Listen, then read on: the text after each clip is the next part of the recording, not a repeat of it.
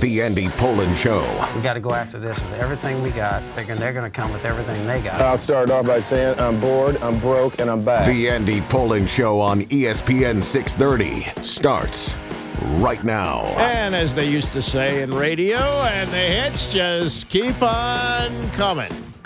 This is supposed to be the quote-unquote legal tampering period, and we're not supposed to know about these signings, but it is what it is. So we're finding out about the signings. They become official tomorrow, and there's probably many more moves to be made. But Commanders made what I think is a blockbuster move yesterday. When you got a gem of a quarterback, you got to protect him. And they got one of the premier offensive tackles in the game. Guy's been to the Pro Bowl 5 of the last 6 years. So that was huge yesterday. A couple of other moves. John Allen's got a new job. In case you haven't heard this, he landed with the Minnesota Vikings. It's 3 years, $60 million, according to his agent. So that would be technically a raise from what he was due to make this year had the Commanders not released him. But the whole deal is how much of it is guaranteed, what's in the signing bonus, and so forth. But clearly the Vikings think that Allen's got something left in the tank. He was he was a good soldier here. He really was. All those years of dysfunction, he was a leader.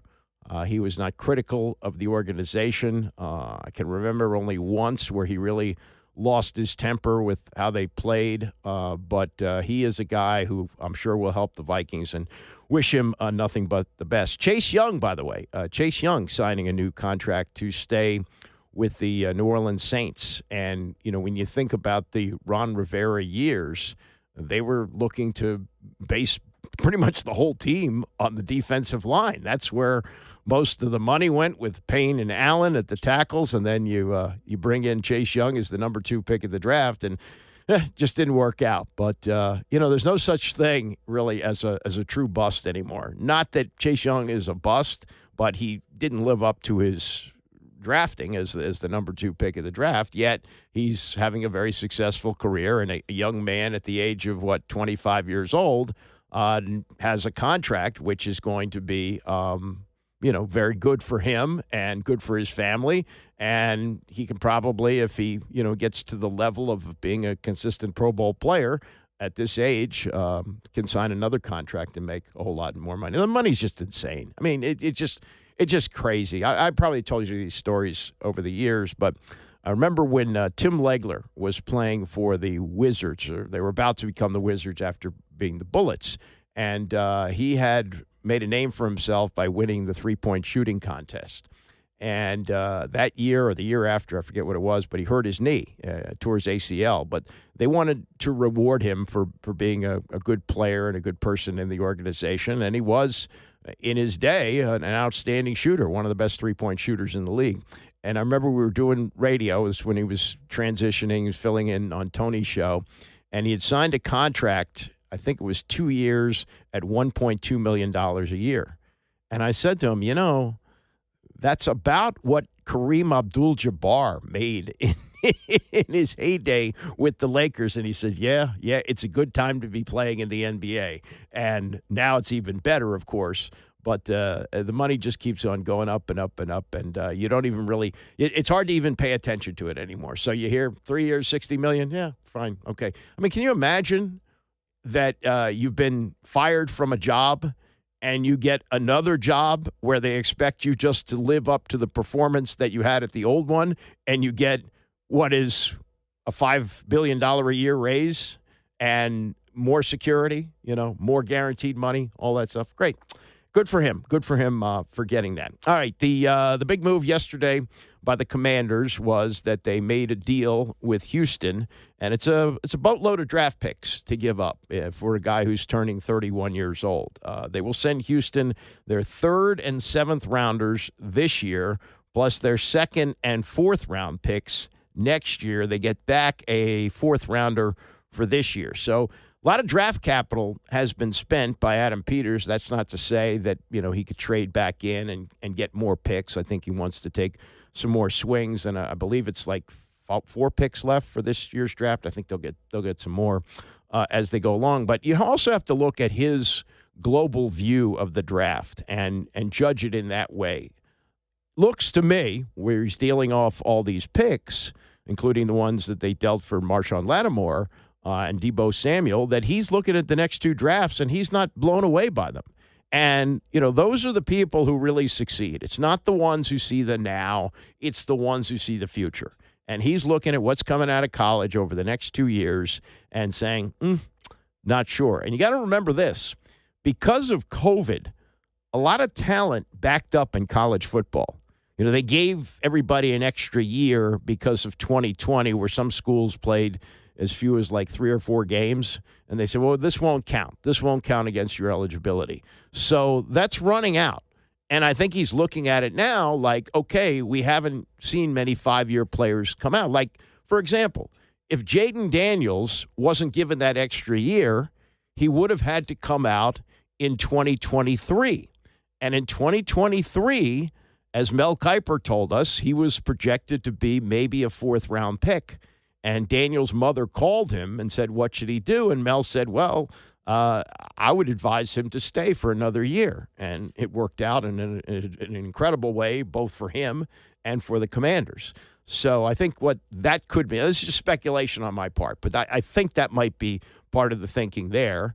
And as far as what might be available in free agency, the fact that they have traded draft capital to get Lattimore, to get Deebo, and to get Tunsil tells you that he's not going to meet those needs in free agency. And probably the clock has been moved up a little bit, too, because of Jaden Daniels. Because he's so good at this stage of the game, it's a go for it now, as it should be.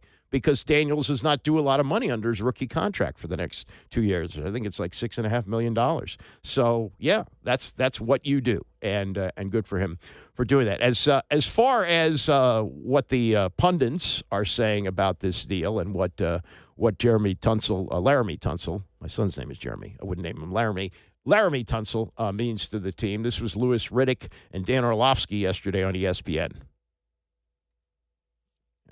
Okay, we're going to have a problem today, kids. I don't want to do this. All right, this was Louis Riddick and... Protected on the perimeter. Laramey Tunsil, I mean, that's my what bad. you do. Hold on. This is Dan Orlovsky. Here we go. Take 2. Louis Riddick, Dan Orlovsky on the trade for Laramey Tunsil. Don't tell me we're having this problem. Okay, let's do this. There we go. You like what Adam Peters, the general manager, is doing, planning standpoint, to help his young quarterback.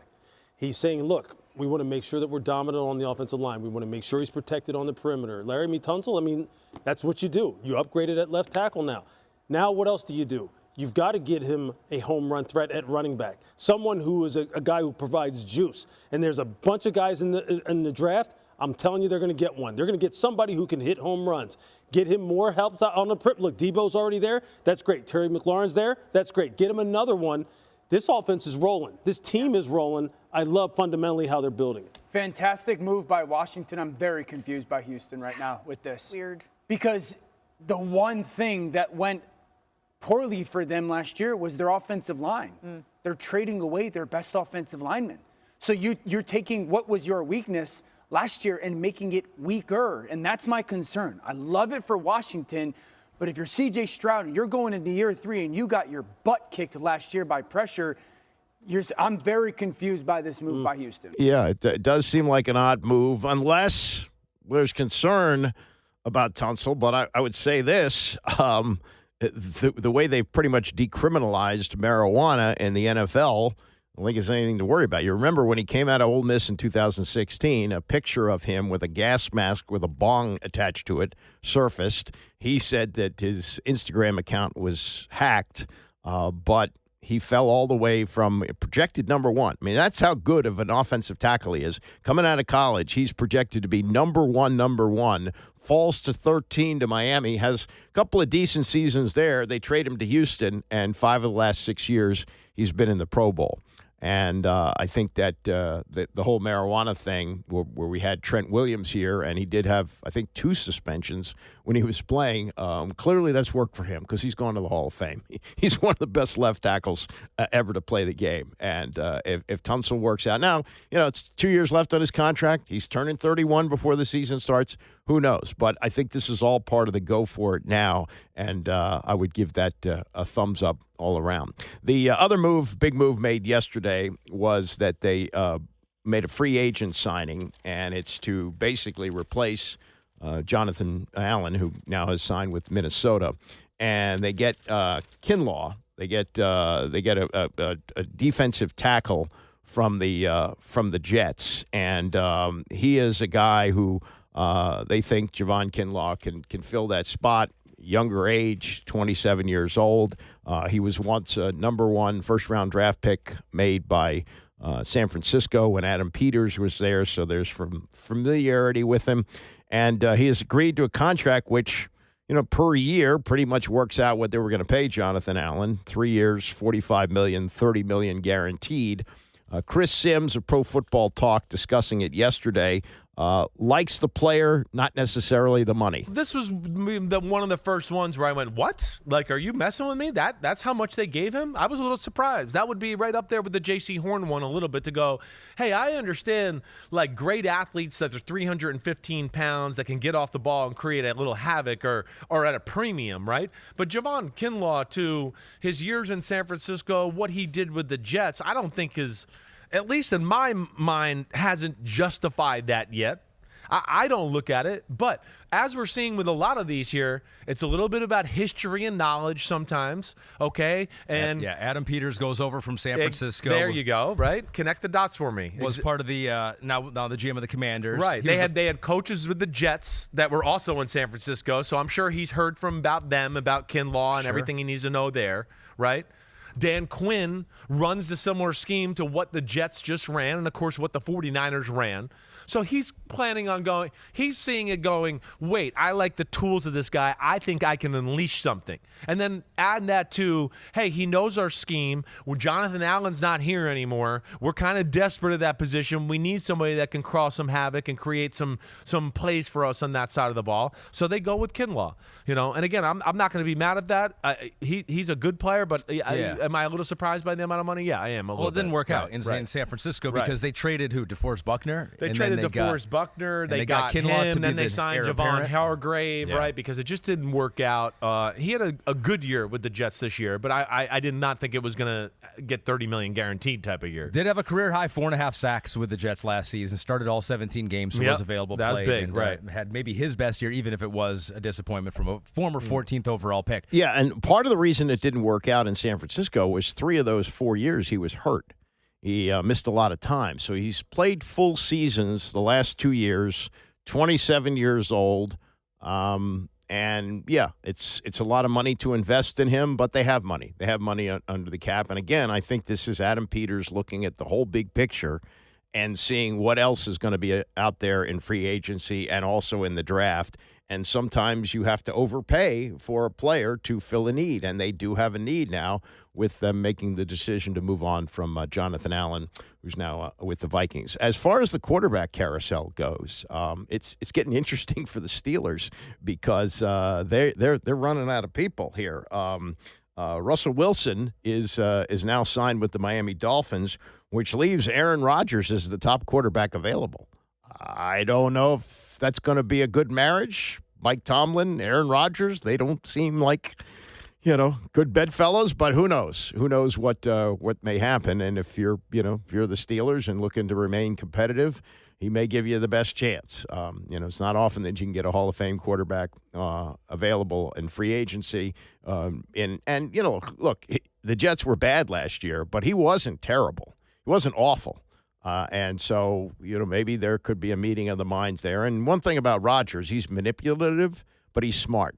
He's smart enough, I think, to understand that this there are not going to be many chances left like this, and the Steelers would be a pretty good team with him. So that's something to keep an eye on as we go through this process. Tomorrow is when the deals will be officially announced. As far as the top quarterbacks from yesterday, the moves that were made, Tony and Mike taking a look at what happened yesterday with the 2 top quarterbacks signing in free agency. Sam Darnold is joining the Seahawks for 3 years and $55 million guaranteed. And Justin Fields, who Wilbon loves, is going to the Jets for $30 million guaranteed over 2. Wilbon, what do you make of these signings? Well, I don't care about any of the money. It's a lot of money. People make a lot of money in professional athletics. I don't care about that. I care about the fit. Sam Darnold might be an exception because he had to take that into account, given he's got this one shot maybe at making some money given his career trajectory. So he's got no DK Metcalf. He's got no Lockett. They're gone. Seattle cut them. But he's going to Seattle where he's going to play with a guy, a coordinator that had coached him before. Okay, I understand that after Geno Smith goes to the Raiders. And Justin Fields goes to the Jets. And I feel, I like Justin Fields. And it just seems like he's wandering in the desert. I mean, the Bears, when it comes to quarterbacks, have not known what they're doing for 100 years. The Jets don't know what they're doing about anything for 100 years. And I just feel bad for Justin Fields. And, Tony, part of me thinks with these two guys, because Darnold had such a great season last year. Yes, I'm even taking into account the 2 games at the end of the season where he sort of flopped. He had a great season. But now I'm thinking with these guys going where they're going, there's no Justin Jefferson in Seattle for Darnold to throw to. They're just going to be irrelevant. Like we get to Columbus Day, and neither one of these guys is going to be relevant with the teams he is going to. That's just where I am on this. So a few hours ago, before I knew about the Sam Darnold trade, I was preparing to talk about Seattle in this regard because Seattle, Geno Smith had left Seattle and DK had left Seattle. And I was basically going to say, look, this is a place now they're going to struggle to even get to 500. They're obviously in a total rebuild by getting rid of a quarterback and a premier receiver. They're a dull team. 2 premier receivers. Tyler Lockett. Yeah, a dull team in a remote corner of the country. And I was going to say, we're not going to probably talk about them at all for 3 years. And then Darnold moves there. And that changes everything. I mean, one of the things that it changes, as the dominoes fall, one of the things that changes is the Pittsburgh circumstance. Yeah. Pittsburgh brings in Metcalf. He's a high-quality receiver. They have George Pickens. Am I right on that? A high-quality receiver. Their problem at the end of last year was they had no offense. Russell Wilson could not score any points, so they need a quarterback. They could have Wilson. They could have had Fields until he just left to go to the Jets. But what I was thinking about is Cousins and Rodgers and Darnold. And, and then now Darnold's off the board. And I also thought about Geno Smith going to basically reunite with Pete Carroll. Geno Smith resurrected his career in Seattle. Like, nobody thought that he'd be this good. But he's not that good. No, do he you was think fine. Darnold He was better in than Seattle people thought. Do you think Darnold in Seattle is going to be consequential? Or just he going to go back to being Sam Darnold? I don't know. Those first 14 games, he was great. He looked great. He was all world. But as you say, who's he going to throw to exactly now? Yeah. Who is he going to throw to? Yeah. And it's like the gift of the Magi, right? You read the O. Henry story that the wife cut her hair so she could sell it and buy her husband a chain for his pocket watch, and he sold the watch so he could buy combs for his wife to comb her hair. And that's the conundrum that a lot of teams have to deal with. Oh, we got the passer, but we don't have the receivers. Oh, we got the receivers, but we don't have anybody to throw them the ball. And that's something that everybody has to deal with in the NFL. Here we've got some serenity. We got the quarterback. We got at least one receiver in Terry McLaurin. Maybe Deebo Samuel becomes a number 2, or maybe there's somebody that they pick in the draft, or maybe Luke McCaffrey makes a big step up this year. Who knows? But gosh, you look around the league and you shake your head and you go, geez, glad that's not happening here. Stay with us. I got some real cool news on the Caps. It's the Andy Pollin Show, ESPN 630. The Andy Pollin Show on ESPN 630, the sports capital. We're about to ramp up March Madness conference tournaments this week. The Atlantic 10 gets started tomorrow at Capital One Arena. In about an hour, we'll talk to Bernadette McGlade, who is the commissioner of the Atlantic 10. This just came down this morning, and I think this is a wonderful idea. The Capitals, whatever they got left in the season, 15, 20 games, I don't know how many it is, but 4 of them are scheduled for national TV. And with Alex Ovechkin now only 9 goals away from breaking Wayne Gretzky, there's a fear that Joe Beninati will not get the historic call on TV of the record-breaking goal.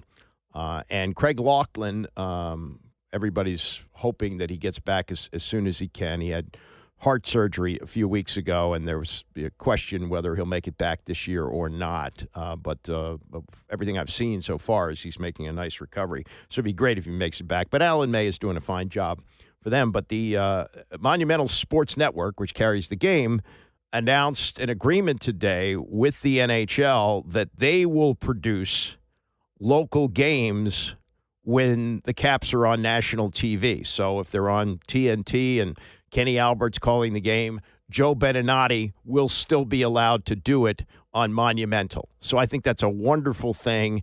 And as they get close, I would suggest this, if it's possible. I don't know what his health is at this point, but I would love to see if Craig is not up to doing a full game, that he at least sits in the booth with Alan and Joe, and when the record breaker comes, he can put it into perspective, because there has never been, and I love Sonny, Sam, and Frank over the years, and Bram does a fine job doing the games for the Commanders, and all the people that have done Wizards games, my friend Steve Buckhantz, but I think he would agree that the best play-by-play duo that we have ever had in this town is Beninati and Laughlin.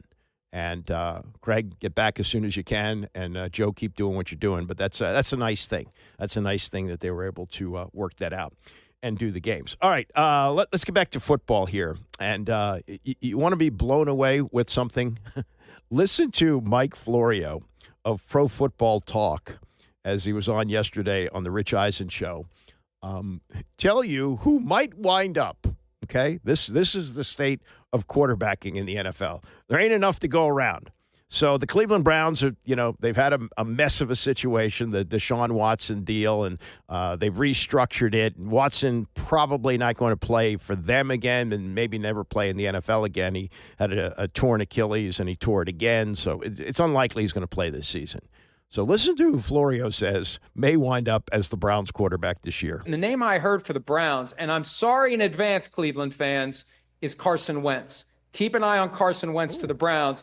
And good luck convincing Myles Garrett that you've got a plan to win. All due respect to Carson Wentz, but come on, that isn't the centerpiece of a plan. No, Carson Wentz? How many teams have tried with this? 3. They tried in Philadelphia. They failed. They moved on. They moved on to Jalen Hurts, and smartly they did. He took them to 2 Super Bowls and just won the Super Bowl MVP. He goes to the Indianapolis Colts. Things went okay there, but in the last game of the season, and I think it was a home game, all they had to do was beat the worst team in the league, Jacksonville. Didn't do it. So they shipped them off here.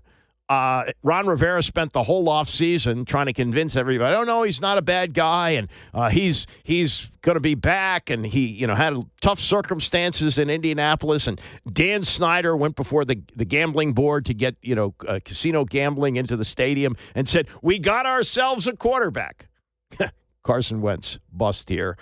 Goes to the Rams as a backup. Didn't get picked up till the middle of the year in 2023, and then last year's in Kansas City, and didn't get to play because of you got the GOAT there, Patrick Mahomes. So I mean, if Cleveland winds up with that's like the canary in the coal mine. That's what it is. If you have Carson Wentz as your quarterback, you stink. Your team is a mess. We saw it here.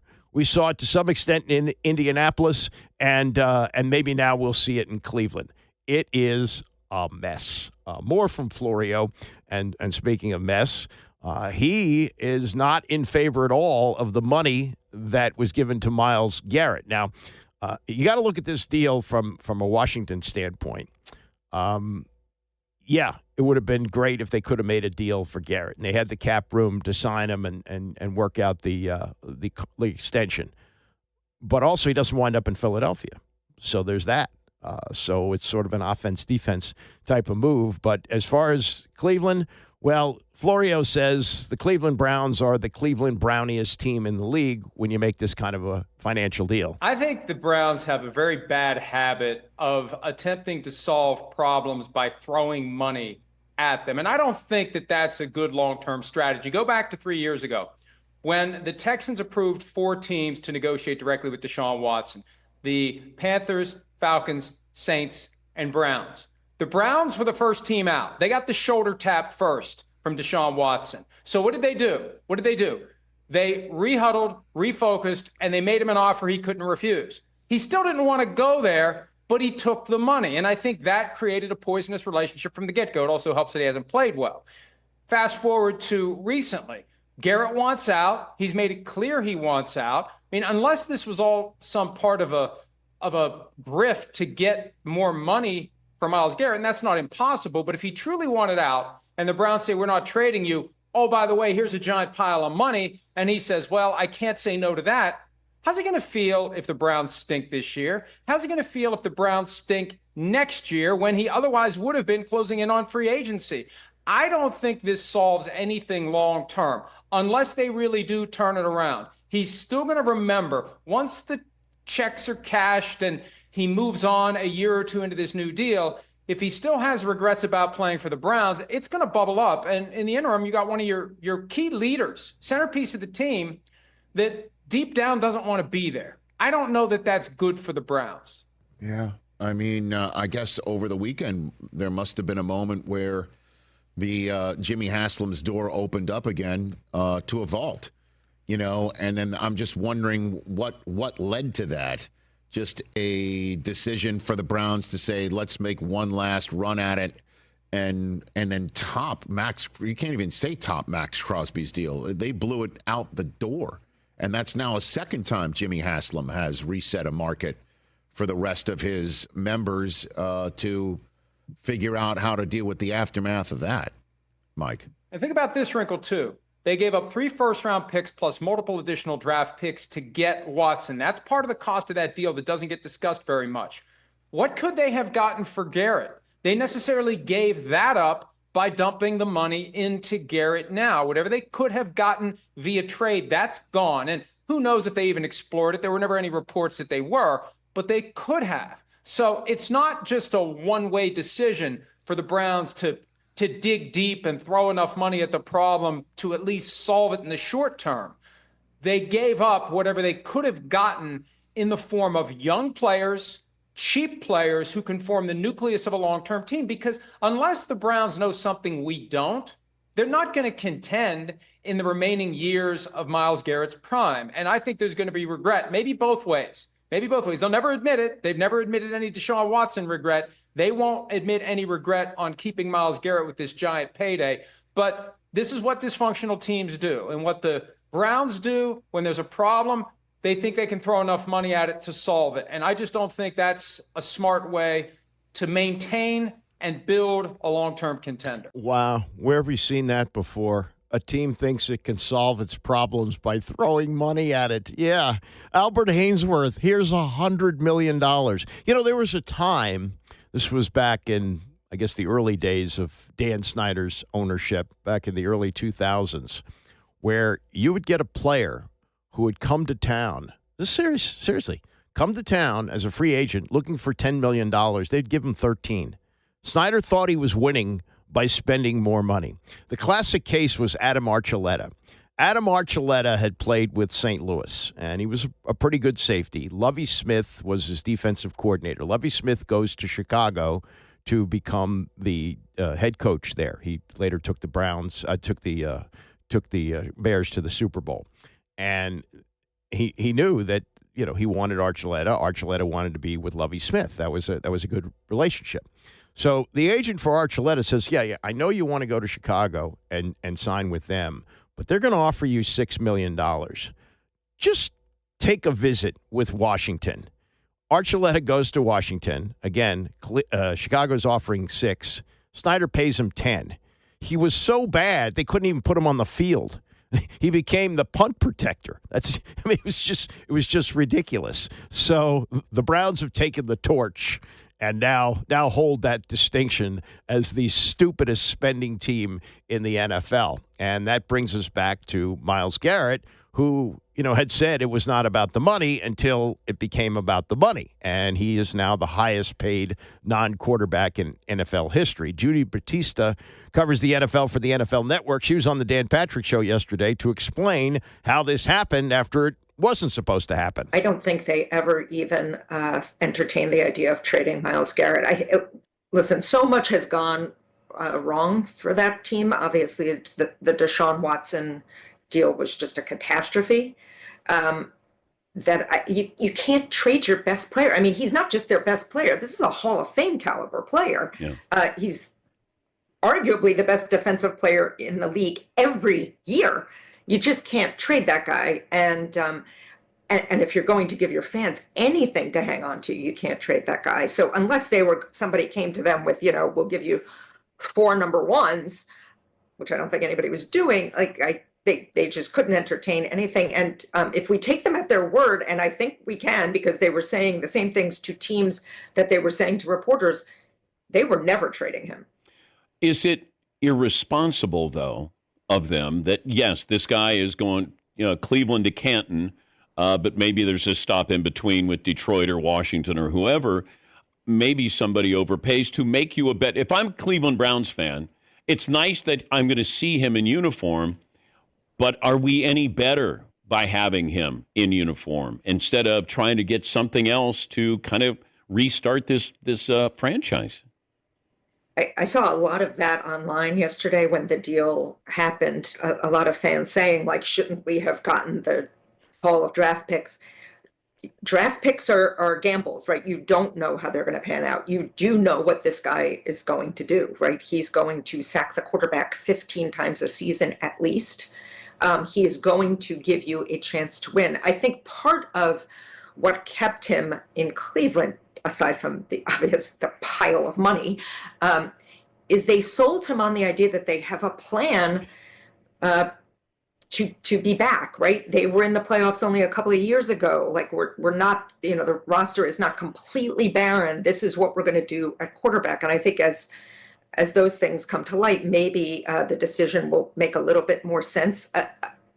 I think he read the tea leaves and his representatives read the tea leaves that they were never going to trade him. I mean, Jimmy Haslam wouldn't even meet with him and basically said, go deal with Andrew Berry. Don't try to come appealing to me for a trade. Go talk to Andrew Berry. And I think they came to the conclusion, you're not getting traded unless you are willing to hold out and sacrifice, a year's worth of salary, because that's the only alternative.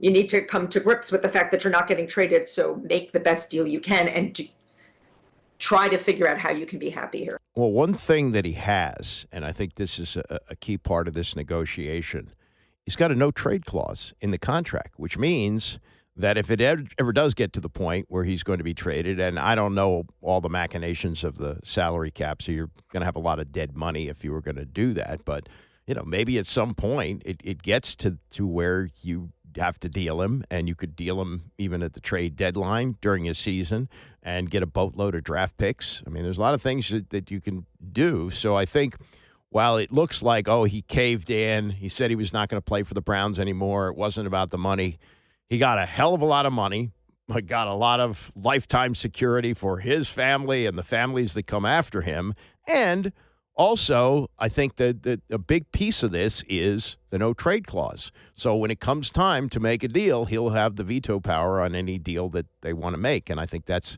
an important part of the picture. The Browns have been a mess. They've been a mess for a long time, but they have been a playoff team. Remember, they were a couple of years ago, and it was Joe Flacco who was the quarterback. So, maybe he's convinced that they can turn things around in the next year or two. But also, I think the no-trade thing is going to be big for him there. Coming up in the next hour, we'll talk to Bernadette McGlade, who is the Atlantic 10 commissioner. We got the Atlantic 10 tournament starting here tomorrow. Also, Scott Van Pelt with Rick Pitino on what I think is a fascinating interview. That's coming up next. It's the Andy Pollard Show, ESPN 630. So Zach Ertz, who's coming back to Washington on a one-year deal, talking to the media today, asked how long it took him to decide he wanted to come back. He said, well, let's see. I think the championship game against the Eagles ended at 6 o'clock, so 6:01. the little song and dance that went on about where he was going to go, what he was going to do. He said he wasn't going to retire, and now he's back on a one-year deal, and we're seeing the comings and goings of players with the what they call the legal tampering period going on right now. They can't officially announce these deals until tomorrow, but Jonathan Allen, who was released, and because he was making too much money, has apparently gotten more money. He's going to the Minnesota Vikings on a 3-year deal that's worth $60 million. The big thing is going to be the guaranteed money and the signing bonus and things like that. But good for him. Good player here for a long time. Finally got to win at the end of his run here in Washington after going through some of the most embarrassing years that any franchise has ever had in professional sports. So that's a good thing. And we'll see what else is in store for the Commanders. As looks like Adam Peters is busy once again. They make the deal for Laramey Tunsil yesterday, and that's going to shore up the left tackle spot. And when you have a quarterback like that, you certainly want to protect him with an outstanding tackle. A little bit later on, we're going to talk to Bernadette McGlade as all these conference tournaments, some of them have been going on, and we've already got teams with automatic bids to the NCAA tournament. The big one tomorrow night at AU is they take on Navy for a chance to get to the NCAA tournament. Their tournament's a little bit different in that the team with the higher seed gets the home court. But most of these are played on neutral courts, neutral sites, and Washington is the site of the Atlantic 10 tournament starting tomorrow. So we'll get into that a little bit later on. I want to shift to a little baseball here. And you look at all leagues, the NBA, the NHL, I think, is doing this as well. Football is really cashing in on this. We're not far away, maybe even the 2026 season, where we will have a 9:30 in the morning game every week. Is there will be an international game played, whether it's Germany or Brazil or in London, wherever it's going to be. We're going to have that. That's coming because there's a lot of money to be made. And baseball is going to open the season on the 18th, and it's going to open in Japan with a 2-game series between the Cubs and the Dodgers. And the Dodgers have Shohei Ohtani, who is the guy in Japan. Now, baseball in Japan is kind of like the NFL here. And according to Front Office Sports, tickets for these games are going for $2,000 on the secondary market. $2,000 for a baseball game. Well, you could say, the Super Bowl face value is $2,000.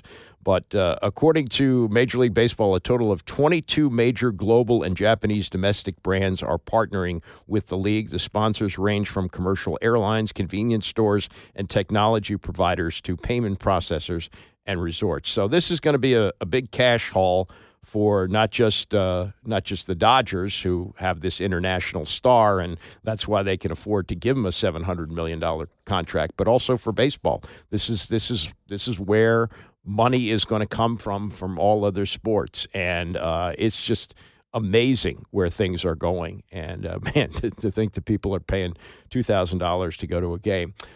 You've heard about the Pete Rose stuff. This came out last week that Rob Manfred is considering putting Pete Rose on the ballot. Now, remember, he's not putting him in the Hall of Fame, but he would put him on the ballot to be considered for the Hall of Fame by removing his lifetime banishment. And technically, the lifetime banishment has ended with Pete Rose passing away last fall. So, is it possible that now, because he's no longer on the ban list, that he could be placed on the ballot? And there's two parts to this. Could he be considered by the Veterans Committee, which would make sense since his run for being considered by the writers has expired? On the other hand, the writers never got a chance to vote on him. So could he possibly go on that ballot? And once that happens, what does that mean for the steroid guys? Now, Mo Vaughn is not going to go into the Hall of Fame, but you're hearing more and more of these guys come forward and say, yeah, I did it. Sammy Sosa basically saying that he'd be in the Hall of Fame. Barry Bonds hasn't done that still. Mark McGwire did this years ago. And Mo Vaughn is now saying that, yes, what was in the Mitchell report was true, that he was using HGH, and he was doing it to extend his career because he had a bad knee. He was also very heavy. That probably didn't help him with his knee. But he did play 12 years in Major League Baseball, 8 of them with the Red Sox, and he hit 230 home runs. He was a 3-time All-Star.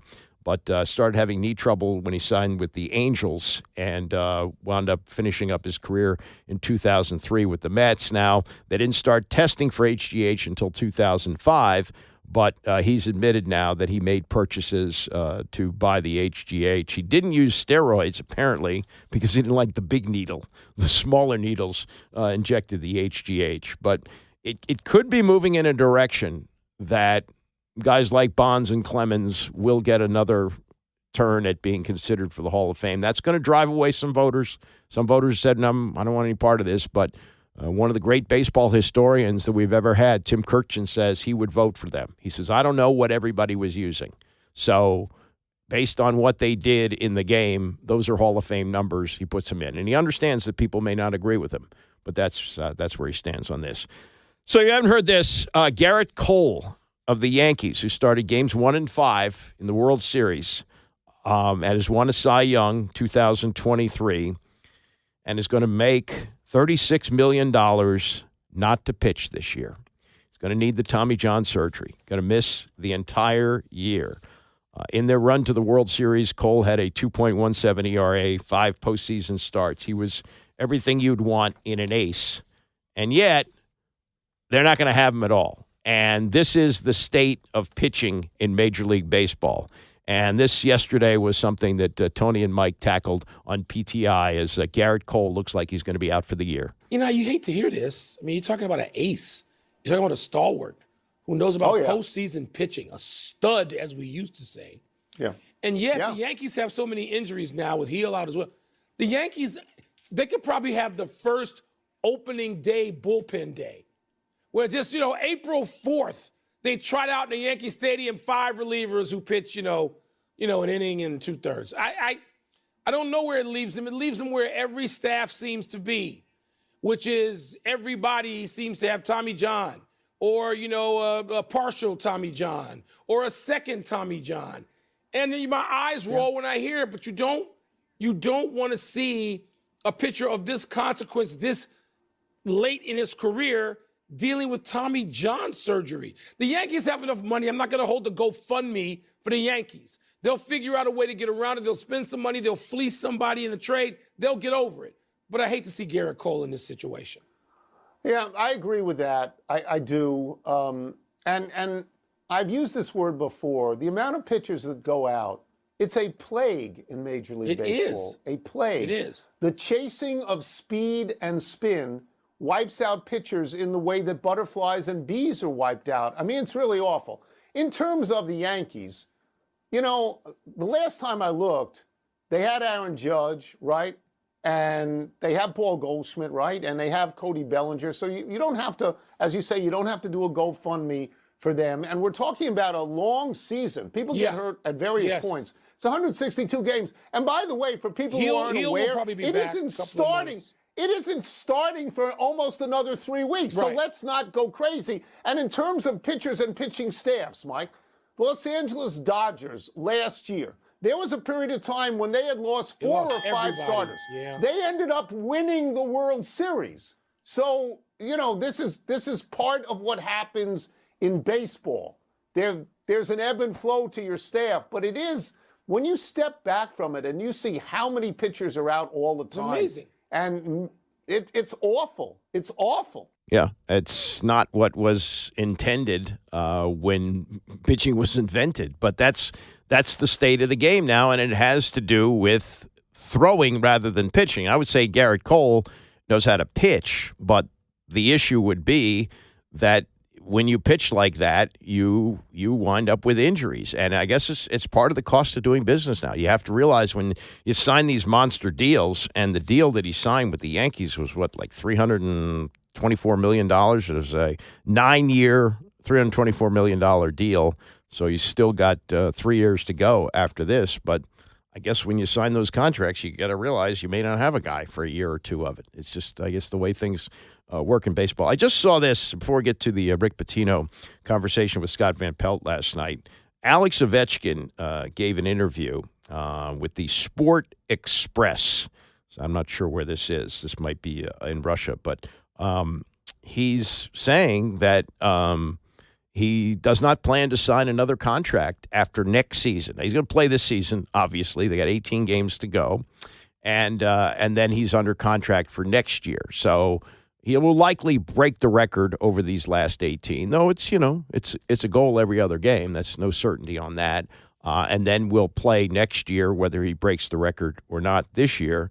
But it would seem like with the way he's playing now, it's desire and everything else, and he's turning 40 this year in September, and he's won his Stanley Cup, and he's won all the awards, and he'll have the record. But, I wonder if he'll change his mind on that. If he's still playing at this level at this time next year, I bet he does sign an extension. I can't talk for him, but he said if health allows, I plan to play for the long term now. I don't know exactly what that means, but as I've said, I thought that they would have to drag him across the finish line. I thought that he would be a liability for them, that this would be all about getting the goal record while they're trying to rebuild the team. I didn't know how that was going to work, and it's turned out that it's been great. They are tied for the best record in the league with Winnipeg, and he's on the cusp of breaking a record, and he's one of the top goal scorers in the league. Why leave? It's in sports, if you talk to athletes, they will tell you, in most cases, they retire you. You don't retire. And nobody's looking to retire Alex Ovechkin right now for a variety of reasons. But most importantly, he's still really good. He's still one of the top players, and the team loves him, and the team is doing great. So let's see what happens. But I'll be curious a year from now when his contract is running out, or maybe even going into next season, if he has a change of heart and said, I'd like to sign up for 2 or 3 more years. I wouldn't rule it out. We're seeing athletes. We saw Tom Brady competing at a high level in his mid-40s. LeBron James at 40 is remarkable. Why not? Why not do it? So this last night, Rick Pitino sitting back and waiting to see who he's going to play as he won the Big East Championship, and he's at St. John's, and this is kind of full circle in his life for a kid who grew up in Manhattan and dreamed of coaching in Madison Square Garden, which he did with the Knicks and with the various teams he had over the years, starting with Boston. I don't know if Boston University played there, but certainly with Providence and the other teams, Kentucky and Louisville. He's just won. He's just won wherever he's been, and he continues to win. He's 72 years old, still getting it done, and talked to Scott Van Pelt last night about the waiting game to find out who they're going to play in the Big East. Well, I told our team we have 3 days to get rid of some of our blemishes entering the tournament. I try to let the conference tournament sort of be like the NCAA tournament. I say the first game is the first round, the second game is at 32, then the Sweet 16. And I try to mimic that without the day off in between, just to get them used to the pressure. Against Marquette, with 4 minutes to go in the game, it was anybody's game. I said, okay, guys, we are now in the round of 32. There's 4 minutes to go in the game. Marquette is leading. We're going to see who's going to win this game and advance. So we're playing this like an NCAA tournament game with 4 minutes to go. Well, you advanced at the buzzer, and you guys have won so many tough games throughout the season. You don't want to use that up until it begins next week, right? I get what you're saying. And Rick, we've talked on this show about what you've done at legendary stops through the years, and everybody knows what it is. But I look at what you're doing currently at St. John's, and you're restoring the luster of the crown jewel of New York City college basketball. You've done a ton elsewhere, but the satisfaction, Rick, in that, how do you frame it? Well, first, I never thought this early we would pack Madison Square Garden with 19,800 people, and the last 4 games have been that way, and that blew me away. The thing I think I'm most proud of, besides the obvious record in the rankings and so on, is we've had major injuries. We're down to 9 players, and it hasn't affected us negatively. 3 players have been out for the season. Another player who's Davon Smith, who's a very talented young man, he's been out, but we haven't missed a beat. And that speaks volumes of what this team is all about. So I'm excited. It's been a great run. Look, I grew up on 26th Street on the east side of Manhattan. I was a New York Knicks coach. So for me, being back at Madison Square Garden, being back in the city is just true joy. The identity of your team is toughness and defense. if a player, Rick, can't shoot, you can spend all day in the gym. You can get better. You're never going to be Steph Curry, but you could get better, learn to shoot some. Can you coach somebody to be tough if it's just not in their DNA? Well, I think that's where you have to really pay attention to what your culture. You may take a player a little bit less talent, but has great toughness.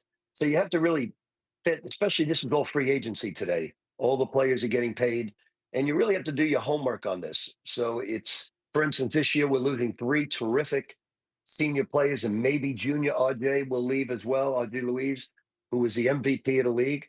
So we are going to go after some veteran ball players, but one of the common denominators is going to be they have to be passionate, hungry, and driven and tough. And if they have those qualities, we'll work with some of your weaknesses, but we need toughness as a common denominator. Rick, to a degree, I think you gave me a glimpse of it earlier with your answer about the game at Marquette and coaching them in that last 4 minutes. But the best lesson that you can give your guys now about what's coming, not just this week in the Garden, but beyond, right, to try to ultimately win a title for St. John's. You know it. You've lived it. What is the message about what is required to advance in games once you get there? Well, I think it's all the little things. I've seen NBA championships lost by not blocking out on the free throw line. I think it's defending underneath out of bounds plays. It's transition defense, which is very tough to teach. It's all the little things, not getting caught up in all the hoopla, really turning the phone off, letting the families just be fans, and just focus on your teammates and focus on that game. Don't look ahead, just play the next play. And so many times people get distracted because it's so much madness has become so big. I've been in it now for 50 years watching it. It's so big that you can easily get distracted. And this is a distracted generation. So you have to be extra careful with that. That's why I admire so much what you're able to do, because look, and you know, we're all men of a certain age. I go back to the days in, you know, Providence and beyond, and you're still doing it. And we've seen some of those contemporaries, Rick, from that era say, no, thanks. I don't want to do this anymore.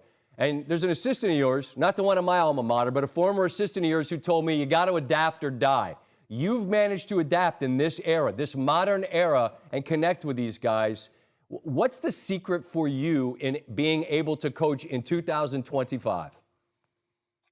Well, you can still coach players in a tough fashion as long as you coach the team tough, not the individual. If you have a problem with the individual, call him in the office.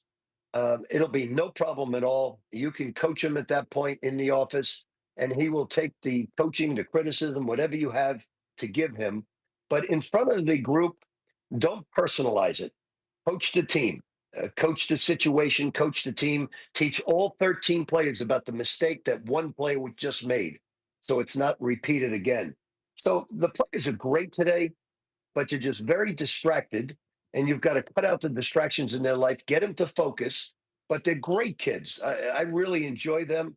Adapting, though, to the NIL, adapting to being a free agent, adapting to agents being involved in the recruitment. You have to adapt, or it's really not going to be fun. And I don't mind it because I was a pro coach, not only as a Nick assistant, Nick head coach, Celtic head coach, but also in Europe, where the contracts are very similar to the NIL contracts.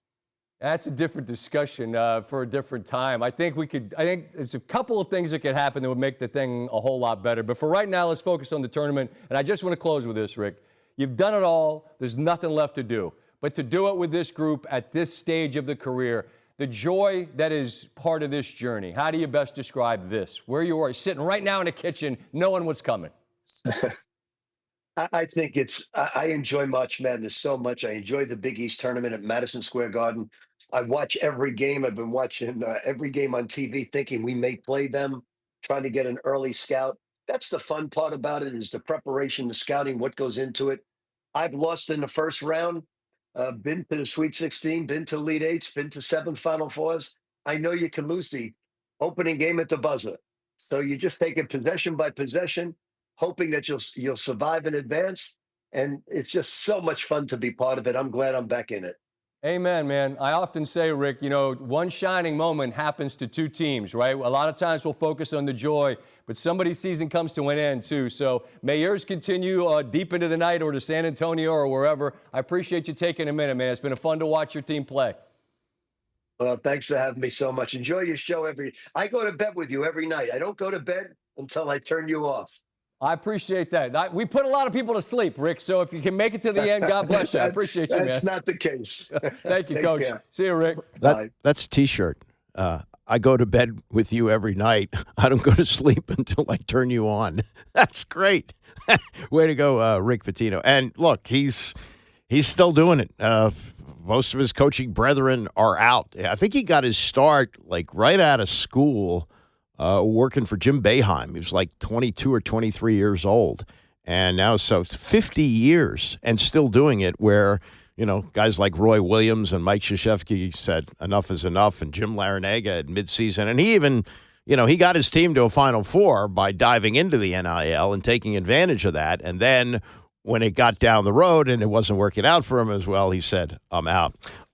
This is an interesting development. Steph Curry, who was deemed not good enough to get a scholarship to Virginia Tech from Seth Greenberg, who's now probably doing television and not coaching because of that. But, Del Curry, Steph's dad, had been a great player at Virginia Tech. He wanted to go there, and Seth wouldn't offer him a scholarship. He offered him a walk-on. So he goes to Davidson, he gets Davidson to the Elite Eight, goes to the NBA, and you know the rest of the story. But this is an interesting twist. He is going to serve as assistant GM for Davidson. Not retiring from the NBA, but assistant GM. And this is really all about recruiting and money. That's what this is really about. Curry and his wife, Alicia, and longtime Davidson supporters Don, Matt, and Erica Berman are creating an 8-figure fund to support the college men's and women's basketball team at the small North Carolina school. So what he's going to do is going to say, hey, I know that maybe, Kentucky is recruiting you or Duke or whatever, but come here and I'll give you this amount of money. I'll give you the same amount of money and you can be a star here. And look at me. I played at Davidson and I'm a big star in the NBA and I got an Olympic gold medal and championships and all that. And he says about how this is going to work. This is Steph saying they don't have to take cuts on what the market says they deserve to be part of the brand of what it means to be a Davidson scholar athlete. I'd kind of stay away from that term. That's not really apropos anymore, but okay. With integrity and your academic experience, the commitment to a 4-year graduation process provides countless opportunities professionally in sports or a game changer in life. That's true. And for the majority of college basketball players, that's what the experience is. You get an opportunity to play at a great academic school like Davidson, and whether you play in the NBA, which is the longest of shots, whether you get a chance to play in Europe, which some do, or whether you don't play basketball again anymore, you have that experience and the Davidson degree to go along with it. And look, he's made a financial commitment in ways that are very impressive, including starting the golf team at Howard. He pumped a lot of money into that, and I give him a lot of credit for that, but this is the game now. And to call him an assistant general manager, I mean, let's be honest here. How much time is he going to spend in the office at Davidson while he's playing NBA basketball? But that's the state of the game now. These are the rules that they live with, and this is how it's played. And why not? If he's got the cash and he's got the inclination, help Davidson, help out the alma mater. Instead of, writing, like most of us, a $200 check to the alma mater, he's going to another level. All right, coming up, we'll talk to Bernadette McGlade. She's the Atlantic 10 commissioner. Atlantic 10 tournament starting tomorrow night at Capital One Arena. We'll talk about that and other issues surrounding college sports. It's the Andy Pollin Show, ESPN 630.